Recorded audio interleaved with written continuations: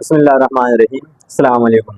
आज हम political science का बहुत इंपॉर्टेंट आइडियोलॉजी कैपिटलिज्म के बारे में पढ़ेंगे कि कैपिटलिज्म क्या है, इसकी हिस्ट्री क्या है, फादर ऑफ कैपिटलिज्म किसे कहते हैं, इसकी कैरेक्टरिस्टिक्स और एडवांटेजेस क्या है, और आखिर में हम डिसएडवांटेजेस कैपिटलिज्म के पढ़ेंगे।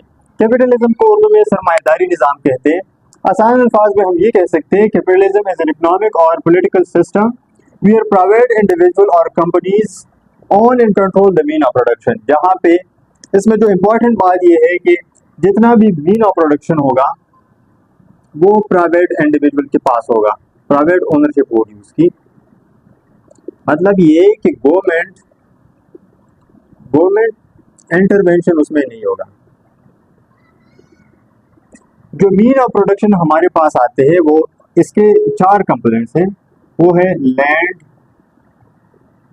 लेबर, कैपिटल और एंटरप्राइजेस। मतलब ये है आपके पास जो ज़मीनें हैं, आपके पास जो वर्क फोर्स है, आपके पास जो पैसे हैं, आपके पास गाड़ियां हैं या बिजनेस वगैरह है, या आखिर में आपके पास जो स्किल वगैरह है। अब जो कैपिटलिज्म स्टेट दुनिया में बहुत सारे हैं, लेकिन बिल्कुल प्योरली वो कैपिटलिस्ट नहीं है कि बिल्कुल हुकूमत का मुकम्मल तौर पे उससे कोई मुदाखलत नहीं होगी। हुकूमत को टैक्स वगैरह देते हैं। अब हम एग्जांपल ले सकते हैं, यूएसए भी ले सकते हैं, यूके भी ले सकते हैं, पाकिस्तान भी हम ले सकते हैं। इसकी एग्जांपल ये है। अब बात है इसकी मुख्तसर सी हिस्ट्री के बारे में कि एक वक्त था कि इंसान, जैसे ओल्ड गुड डेज कहते हैं, ओल्ड गुड डेज, पुराने वक्तों में ऐसा होता था कि इंसान इकट्ठे होके अकेले फार्मिंग करते थे, फिशिंग करते थे या हंटिंग करते थे। मतलब खेती बाड़ी करते थे, मछलियाँ पकड़ते थे या वो शिकार करते थे, फिर सारे इकट्ठे होके उसको खाते थे। और उनके दरमियान कोई कबीले के सरदार वगैरह होते थे, उनके दरमियान फैसला करते थे। उसके बाद आता है barter system. Barter system barter system में ये होता था कि एक चीज को दूसरी चीज के बदले में बदली जा सकती थी। मतलब माल के बदले माल हो सकता था, बदला जा सकता था। मतलब फर्ज कर ले एक तरफ गाय है, दूसरी तरफ हम कह लेते हैं कि गंदम है। तो एक बंदा गाय दे के वहां से गंदम ले सकता था, या ये गंदम दे के वहां से गाय ले सकता था। तो इसको बार्टर सिस्टम कहते हैं। अब उसके बाद एक वक्त आता है जिसे फ्यूडलिज्म सिस्टम कहते हैं, उर्दू में जागीरदारी जिसे कहते हैं। तो जब ये किसान काश्तकारी करते थे तो उनको मुनाफा होता रहता था, तो फिर इन्होंने इंटरेस्ट पे आ गए कि भाई ये जो फलाना ज़मीन है यहाँ तक मेरी है। तो अच्छा खासा एक जागीर बनाया किसी इंसान ने। तो जो छोटे रैंक्स होते थे, जो नीचे दर्जे के लोग होते थे, उनको वो ज़मीन देते थे कि आप इसको इसमें काश्तकारी करो, और उसको थोड़ा बहुत मुनाफा मिलता था, इसकी देखभाल करता था ज़मीन की और उसकी हिफाजत भी करता था। तो वो था फ्यूडलिज्म सिस्टम। इसके बाद जो अर्ली है, जो यहाँ से कैपिटलिज्म का स्टार्ट होता है, वो उसे कहते हैं मर्केंटिलिज्म। मर्केंटिलिज्म मर्केंटिलिज्म इस किस्म का तजारत है जहाँ पे आप ज़्यादा से ज़्यादा एक्सपोर्ट करें और कम से कम इंपोर्ट करें। इसका मतलब वो ज़्यादा से ज़्यादा प्रोडक्शन बनाना है।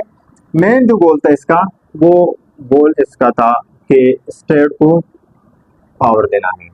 और इसी की बदौलत ये इस किस्म की जो तजारत थी, ये अर्ली मिडल एज में ये स्टार्ट हुई थी यूरोप में। तो इसी की बदौलत यूरोप ने कॉलोनिज्म सिस्टम स्टार्ट किया था, बाकी रियासतों को, मुल्कों को अपनी कॉलोनी बनाई थी यूरोप ने। इसी तरह फिर ये एक मर्केंटिलिज्म कमर्शलाइजेशन, इंडस्ट्रियलाइजेशन और मोनोपोलिज्म की तरफ चला गया। फिर यहाँ से फिर कैपिटलिज्म का स्टार्ट होता है। अब आते हैं फादर ऑफ कैपिटलिज्म के बारे में। तो एडम स्मिथ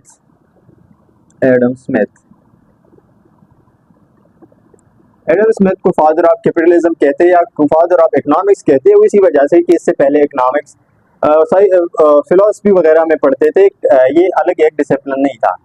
तो उसने 1776 में एक किताब लिखी, इसका नाम था द वेल्थ ऑफ नेशन। इसने साइंटिफिक तौर पे इकोनॉमी को लिखा। तो इसके मुताबिक ये था, लीज़-फेयर उस वक्त जो स्लोगन चल रहा था, लीज़-फेयर, ये भी उसी का हामी ही था। लीज़-फेयर ये फ्रेंच वर्ड है जिसका मतलब है लीव अलोन। मतलब ये है कि हुकूमत को इंटरफेयर नहीं करना चाहिए तजारत में, क्योंकि एक ट्रेडर है, एक एम्प्लॉयर है या एक वर्कर है, वो जानता है कि मेरा फ़ायदा किस चीज़ में है और किस चीज़ में नहीं, ये ट्रस्ट क्या है। तो ये लीव अलोन इस फेयर पे चलते थे या इनविजिबल हैंड पे ये चला था। अब बात है इसकी फीचर्स के बारे में, मतलब कैरेक्टरिस्टिक्स और इसके एडवांटेजेस क्या है। तो कुछ एडवांटेजेस इसी के अंदर ही आएंगे और इसके अंदर कुछ फीचर्स भी है। तो सबसे पहले जो फीचर्स है इसका, इसमें प्राइवेट ओनरशिप होगा। कोई भी प्रोडक्शन वगैरह है उसमें हुकूमत का, रियासत का कोई भी इंटरफेरेंस नहीं होगा, बल्कि कोई भी अपना बिजनेस वगैरह बना सकता है। अब दूसरा इसका फ्री मार्केट है, फ्री मार्केट है। तो फ्री मार्केट भी होगा, कोई भी अपना मार्केट में कोई भी चीज़ ला सकता है। और जो प्राइस डिसीजन है, प्राइस डिसीजन भी इंडिविजुअल ही करेंगे, जो एंटरप्रेन्योर वगैरह है, बिजनेसमैन है वहाँ पे, तो डिसीजन प्राइस का वही करेंगे। जो इसका अगला फीचर्स है वो प्रॉफिट है। इसका जो मेन गोल है वो गोल इसका फीचर प्रॉफिट है कि ज़्यादा से ज़्यादा आप प्रॉफिट कमाओ, मतलब इन्वेस्टमेंट करके आप पैसा कमाओ। जैसे कहते हैं मनी बिगेट्स मनी, सॉरी। इसके बाद आता है लिमिटेड गवर्नमेंट इंटरवेंशन, मतलब हुकूमत की बहुत ही कम मुदाखलत इसमें होगी। सिर्फ हुकूमत का काम इतना होगा कि वो प्राइवेट प्रॉपर्टी को प्रोटेक्ट करेगा और गारंटी फ्री कंपटीशन, इतना ही होगा गवर्नमेंट का इंटरफेयर। इसके बाद आते हैं प्रोटेक्ट, ये लिख लेते हैं, प्रोटेक्ट प्राइवेट प्रॉपर्टी, प्रॉपर्टी, और इसका अगले लिखते हैं guarantee free competition, free market competition. अब बात है कंपटीशन। अगला जो इसका फीचर भी है, कैरेक्टरिस्टिक्स भी है और इसका एडवांटेजेस भी है कि इसमें फ्री मार्केट होगा। मतलब उससे फ़ायदा क्या होगा, एक नई सी नई चीज़ मार्केट में आ जाएगी। दूसरा ये इनोवेशन होगा,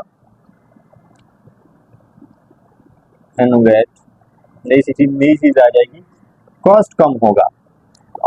कोई भी बिजनेसमैन यही करेगा कि वो कम से कम कीमत में लोगों को चीज़ दे सके। इसी तरह कंपटीशन ही जाएगा और उसका ज़्यादा सेल होगा। मतलब अगर वो क्वालिटी भी देखेगा और क्वांटिटी भी देखेगा, मतलब फर्ज कर ले एप्पल है, सैमसंग है, तो अपनी क्वालिटीज़ वगैरह और फंक्शन के हिसाब से अगर मोबाइल बेचते तो फिर जो उसका कस्टमर है वो देखेगा कि भाई कौन सा अच्छा है कौन सा अच्छा नहीं है। और इसका फ़ायदा ये होगा कि ये अट्रैक्ट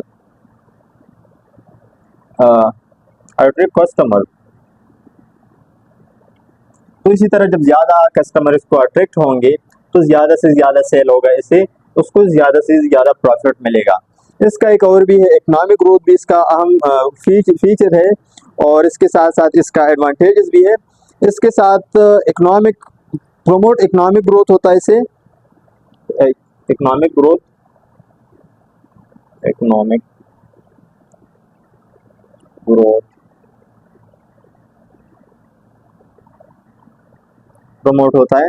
इकोनॉमिक स्टेबिलिटी भी इससे आती है, इकोनॉमिक, ये ऊपर वाला ऑलरेडी है, इकोनॉमिक स्टेबिलिटी, स्टेबिलिटी। इसके साथ साथ एनकरेज इन्वेस्टमेंट, किसी भी माशरे में, सोसाइटी में इकोनॉमिक स्टेबिलिटी आ सकती है। इसके साथ साथ उसी स्टेट में स्टेबिलिटी भी आ सकती है, क्योंकि अगर कोई भी बिजनेस चल रहा है वो तो स्टेट को टैक्स देते हैं, तो इसी तरह जब ज़्यादा टैक्स आएगा तो उतना ही वो स्टेट ज़्यादा स्टेबल होगी, वो रियासत। इसके साथ साथ इंक्रीज प्रोडक्टिविटी, नई से नई चीज़ मार्केट में आ जाएगी और आवाम को एक सहूलत हो जाएगी। इसका फ़ायदा ये भी है। स्टैंडर्ड ऑफ लाइफ, अब ये है कि अपॉर्चुनिटी प्रोवाइड करता है, अपॉर्चुनिटी कि कोई भी बंदा अपनी मेहनत करके वो आगे जा सकता है। कोई भी ये नहीं है कि एक बंदा जा सकता है। मतलब अगर हम देखें लेवल पे, वर्ल्ड लेवल पे देखें, अगर फेसबुक का जो ओनर है वो पहले दिन इतना मालदार नहीं था, या हम कहे कि KFC वाला जो ओनर था वो इतना नहीं था। अब पाकिस्तान की बात की जाए, मलिक रियाज वो इतना सरमायादार पहले नहीं था, बल्कि उसने मेहनत की। आजकल हम सोशल मीडिया पे वो एक जवान लड़का देखते हैं शाहिद अनवर, तो वो भी उसने अपनी मेहनत की और अच्छा खासा माशाल्लाह उसने अपना सरमाया बनाया हुआ है। तो इस तरह अपॉर्चुनिटी मिल जाती है, कोई भी अपना लाइफ स्टाइल बदल सकता है, लाइफ स्टाइल से चेंज हो सकता है। तो मिलियन ऑफ पीपल ने कोशिश की है कि वो अपना लाइफ स्टाइल चेंज कर सके। अब क्रिएट जॉब इस तरह होगा कि जहाँ पे इंडस्ट्रियलाइजेशन, कमर्शलाइजेशन वगैरह होगा, सरमायादारी होगी, वहाँ पे जॉब्स भी ज़्यादा होंगी, ज़्यादा से ज़्यादा लोग को जॉब भी मुहैया होंगे। अब आते हैं इसके बाद हम इसके डिसएडवांटेजेस की तरफ। अब बात है कैपिटलिज्म के नुकसानात के बारे में, किसके नुकसानात क्या है। तो सबसे पहले इनकम इनइक्वलिटी होगा, डिस्ट्रीब्यूशन ऑफ वेल्थ इक्वल नहीं होगा। इससे ये होगा कि जो गरीब है वो गरीब होता चला जाएगा, उससे मजीद गरीब होगा, और जो अमीर है, मालदार है, वो मजीद मालदार होता जाएगा, रिच आगे जाएगा, और जो पुअर है वो मजीद नीचे आएगा। जिसे कहते हैं पॉवर्टी बिगेट्स पॉवर्टी।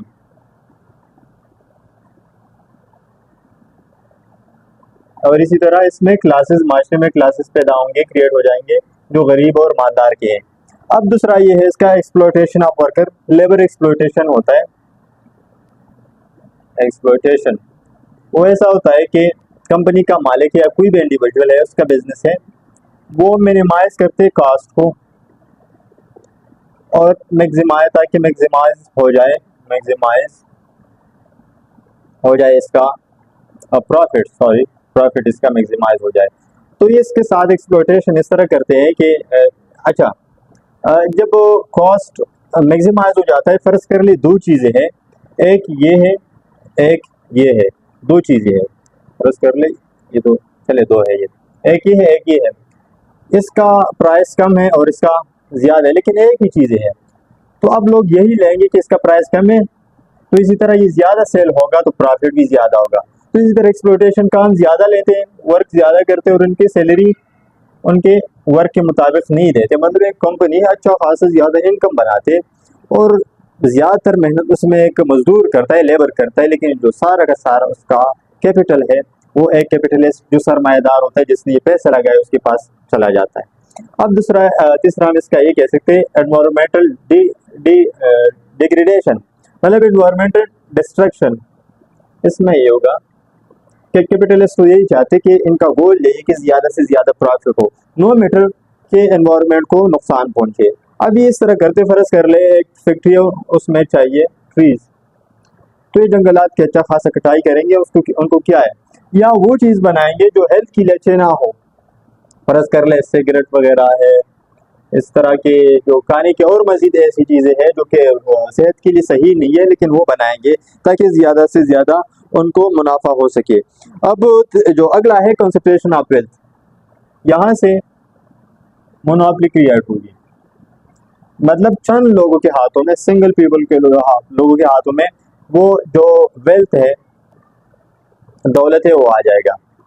और इस तरह माशरे में सोशल मोबालाइजेशन कम हो जाएगा, इनइक्वलिटी हो जाएगी, और स्मॉल जो एलीट है, कम लोग हैं, वो सोसाइटी को कंट्रोल में ले लेंगे। अब इसके साथ और क्या, जो गवर्नमेंट और कैपिटलिज्म ये है। अब जो कैपिटलिस्ट लोग हैं वो गवर्नमेंट बनाने में जो डेमोक्रेसी, हम इधर लिख लेते हैं डेमोक्रेसी, वैसे करते हैं कि वो पैसा इस्तेमाल करते ताकि हुकूमत उन लोगों क्या जो वो चाहते, फिर हुकूमत से वो पैसा दे के वो अपने लिए कवानीन बनाते हैं कि आपने टैक्स वगैरह इस तरह करने हैं, और या जो बिजनेस स्ट्रेटेजी बनानी है तो आपने मुल्की लेवल पे या इंटरनेशनल लेवल पे आपने इस तरह बनाने हैं। तो इस तरह ये भी आ जाते हैं कि ये जो डेमोक्रेसी है और गवर्नमेंट में फिर ये कैपिटलिस्ट लोग इंटरफेयर करते हैं। फिर अगला है हेल्थ एंड एजुकेशन। तो जब एक चीज़ इतनी महंगी हो जाती है, सारा कुछ पैसे पे हो जाता है, जो गरीब लोग हैं जो अफोर्ड नहीं करते, वो कांट अफोर्ड, वो इस एजुकेशन और सेहत से महरूम रह जाएंगे। आखिरी ये है, हम ये कह सकते हैं पीरियडाइज प्रॉफिट, वो तरजीह देंगे कि ज़्यादा से ज़्यादा मुनाफा हो, लेकिन वो इंसानियत को मुनाफा नहीं देंगे, वो तरजीह नहीं देंगे कि प्रोटाइज प्रॉफिट ओवर पीपल। वो कहेंगे कि भाई कुछ भी हो जाए तो हम अपना प्रॉफिट ही देखेंगे। अब इंशाल्लाह ये लेक्चर ख़त्म हो गया। इस